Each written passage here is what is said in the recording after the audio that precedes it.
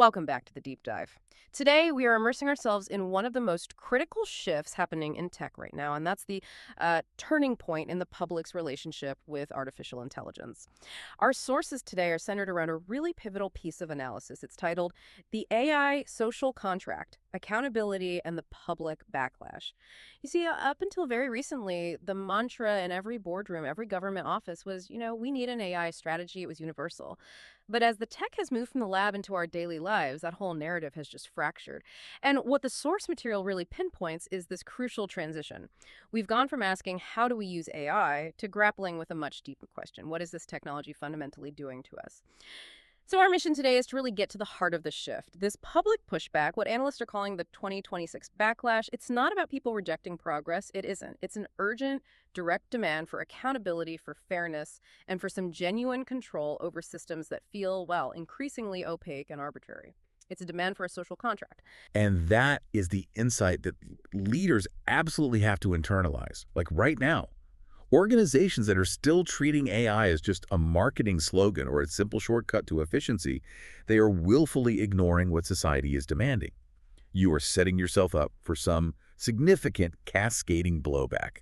We're talking about massive reputational damage, the inevitability of complex regulatory crackdowns, and maybe most critically, deep human blowback. From customers and employees. From customers, from employees, from everyone. The era of just deploying first and asking questions later it's over. Okay, so let's unpack that shift. Because every major technology, right, the printing press, electricity, the internet, they all have this early period. The honeymoon period. Exactly, the honeymoon period. Everyone's excited about what it can do. Businesses are chasing those efficiency gains. And the public, well, we sort of tolerate the rough edges, the glitches. We accept the friction because the potential reward feels so vast. Right. But that historical pattern, it's different with AI. Yeah. And that's what's making this honeymoon period so short and the backlash so sharp. How so? Well, previous technologies, they fundamentally changed what we could do. They gave us new ways to connect or to travel or produce things. AI is different. AI is rapidly changing what we can trust. What we can trust. That's a huge statement. Think about it for a second. If the system that's generating an image or writing a report or processing your loan application, if it can't be verified, if it can't be traced back to a trustworthy human-controlled source, the whole bedrock of how we interact starts to crumble. When you can't trust your own eyes or ears anymore. Exactly. When you can't trust what you see or what you read in an official document, you lose faith, not just in the tech, but in the institutions using it and in each other. And if we connect that need for accountability to the bigger picture, you can see why this is all accelerating so fast, especially in places where that foundational trust is already, well, delicate. Precisely. The source material points to contexts where institutional trust is already really fragile, and the consequences there are just amplified. They use the specific example of a nation like South Africa, where you have this combination of severe inequality, strained institutions, and a social media environment that's already become a, quote, pressure cooker for misinformation and political anger. So if people already mistrust the systems, political, financial, whatever, then introducing a powerful, opaque AI tool into that mix. It's like pouring fuel on the fire. Yeah. It's perceived as just amplifying the manipulation that's already there. So when these tools are used, whether it's on purpose or not, to generate convincing deepfakes or automated decisions at scale, the risk becomes profoundly social. It's not just a technical problem anymore. It becomes personal. Deeply personal.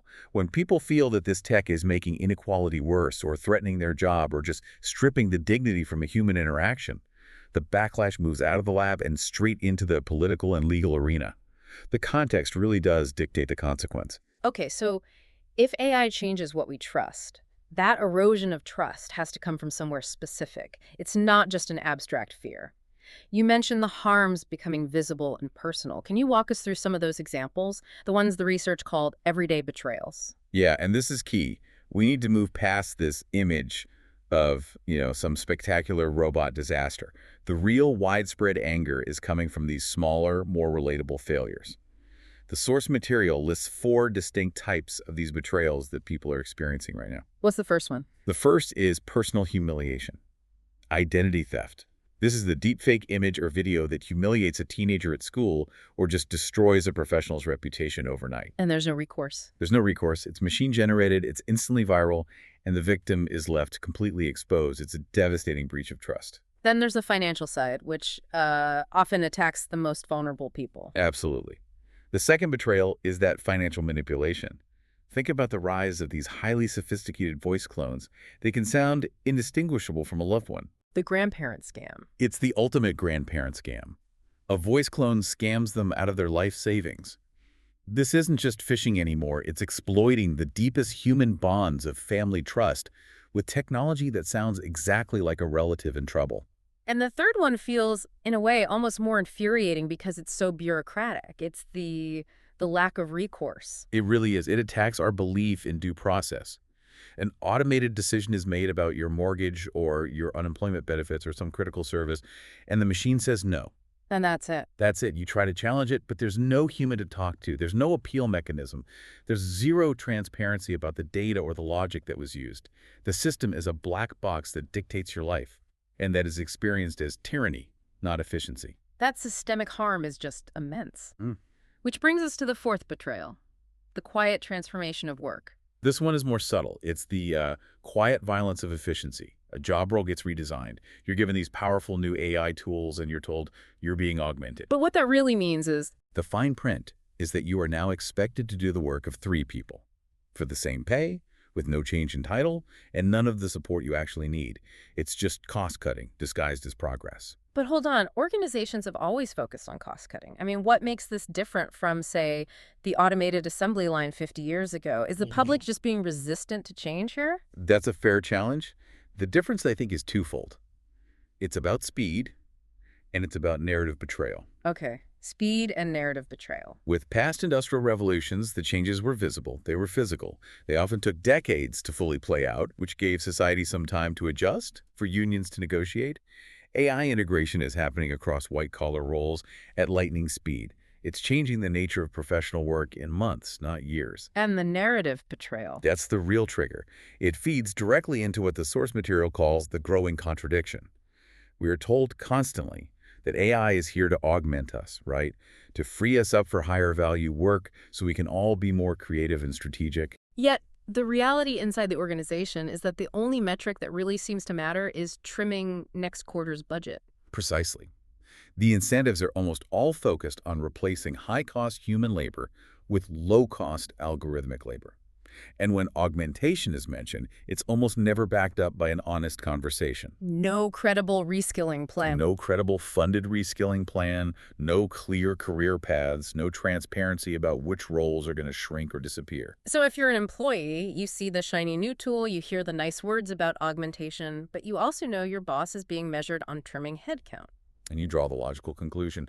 Augmentation is just a softer, more palatable word for replacement. And that's when the trust collapses. It collapses quickly. When the stated mission supporting human creativity is so obviously betrayed by the operational reality of just cutting costs, people lose faith, not just in the tech, but in the leaders and institutions deploying it. That's why the backlash is aimed at the stewards of the technology, not the technology itself.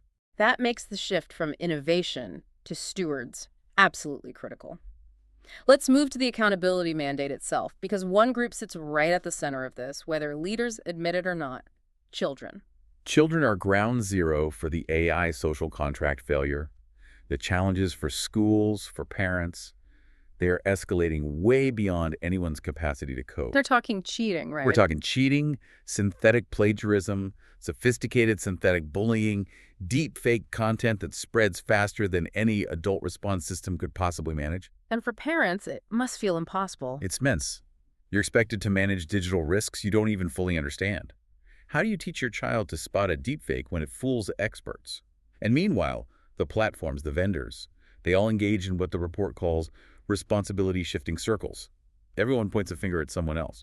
No one wants to actually own the harm. And that failure to protect children in the digital world has massive immediate implications for the entire tech sector. Huge implications. Because a society that can't protect its most vulnerable from deepfakes and scams is absolutely not going to grant the industry unlimited freedom to experiment with everyone else.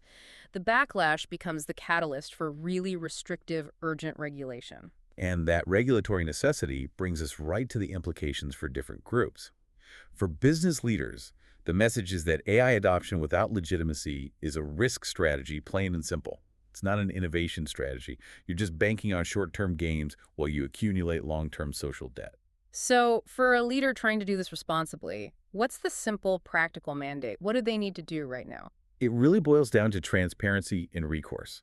You must be able to explain clearly 5 critical things to your customers, employees, and to regulators. Okay, what are they? Where is AI used? What data does it touch? How can decisions be challenged? What are the criteria for those decisions? And finally, who is accountable when something goes wrong? If you can't provide that clarity, you're headed for customer churn, employee resistance, and escalating regulatory action. It's just the cost of doing business responsibly now. And for policymakers, for the regulators, the challenge isn't just about writing big sweeping rules. It's about making them enforceable, right? Practical. Exactly. We already have major data privacy laws. In the South African context, for instance, there's POPI, the Protection of Personal Information Act. But AI introduces complexities that even modern frameworks like that weren't really designed for. How so? Well, POPI is mainly about privacy and data use. AI brings up these profound new questions that go way beyond that. Questions about consent, for example. A traditional consent model is a one-time thing. You click, I agree. Right. But if an AI system is constantly learning and changing its behavior, how do you manage sustained, revocable consent? That's a really good point. And beyond that, we're grappling with the use of biometric data, mass surveillance, and the ethics of automated decision-making at speed. The public won't be satisfied with complex legal fine print. They want clear protections and real consequences for abuse. And finally, what about those on the front lines? Educators, parents. The path forward isn't just telling kids to watch out for deepfakes. No, it's about building genuine capacity for this new normal. And capacity means a complete evolution of digital literacy. Beyond just how to use the internet. Way beyond. It has to explicitly address the realities of a manipulated media environment. We need to teach critical thinking about deepfakes, about online harms, and about the emotional realities of living in a world where information is synthetic. Kids need the cognitive and emotional skills to survive and thrive in a world designed to confuse and manipulate them. So when we look at everything we've talked about, what this deep dive all boils down to is this. The turning point we're seeing in public sentiment, it's not a knee-jerk rejection of progress. Not at all. It's fundamentally a demand for responsibility, for maturity. It's this understanding that powerful progress has to come with strong guardrails and real accountability. And the organizations that are going to thrive in this next phase, this more regulated, more scrutinized phase, they won't be the fastest adopters. They'll be the most trustworthy stewards of the technology. They just shift their whole mindset from just deploying for profit to governing as a core social duty. So what does that look like? What are the key actions? The research points to 4 immediate imperatives for these successful stewards. First, design for consent from the very beginning, not as a legal checkbox. Second, build human appeal routes into every single automated system, so decisions can be challenged by a person even if it adds friction and cost. That's a big one. It is. Third, protect children as a first principle. They have to recognize that this is the ultimate test of their societal legitimacy. And the fourth imperative. Treat governance, transparency, fairness, accountability as a non-negotiable part of the actual product. It can't be a compliance afterthought or a layer of fine print you slap on at the end. It has to be engineered into the core of what you do. So the challenge posed by this deep dive is pretty stark, but it's incredibly relevant for you right now, whether you're building AI, buying it, or just interacting with it every day. The next 12 months are going to reveal who among today's tech leaders is genuinely building a better, more trustworthy future, and who is simply extracting as much value as they can while ignoring the rising social cost. The core idea to leave you with is this. Society is watching, and crucially, it is learning how to push back effectively with demands for concrete control. The era of blind, uncritical adoption is absolutely over.